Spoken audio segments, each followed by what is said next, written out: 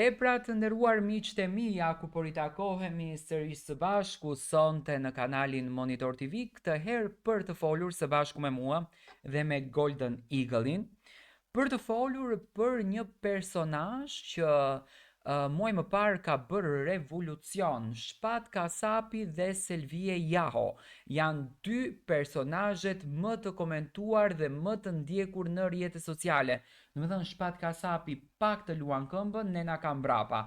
Selvia pak të luan këmbën, ne na kam brapa.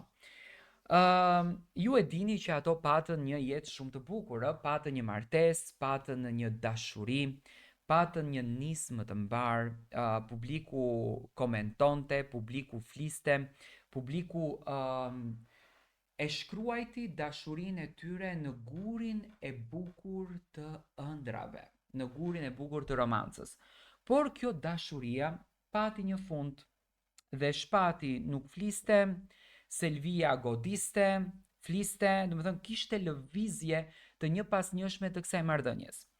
Selvia Jaho e ftuar në një intervistë ka folur për marrëdhënien e saj dhe unë një herë dua të lexoj çka ka thënë, pastaj e komentojmë pak. Selvia Jaho thotë e njohur për afërsinë e saj me ndjekësit në rrjetet sociale, ka ndarë së fundmi momente të sinqerta rreth jetës së saj personale. Ajo u është përgjigjur pyetjeve në Instagram lidhur me sfidën e rritjes së djalit të tyre Roelit. Si nën beqare, muaj pas ndarjes nga këngëtari Shpat Kasapi. Në një pyetje të drejtë për drejtë është a e ke pas të vështirë vendimin për të qenë single mami, e veçanërisht për fëmijën, Selvia ka treguar haptazi për vështirësitë që ka hasur. Ajo pranoi se ëndra e saj ka qenë gjithmonë një familje e plotë. Selvia thot normal që po, gjëja që unë kam ndëruar gjithmonë ka qenë të kem familje dhe fëmija, të rritet me dy prindërit, por kjo është jeta. Selvia theksoi se fokusi i saj kryesor tani është ambienti rritjes së djalit. Ajo shpret me vendosmëri se do të bëjë çmos që Roeli të rritet në një ambient të qetë edhe të lumtur.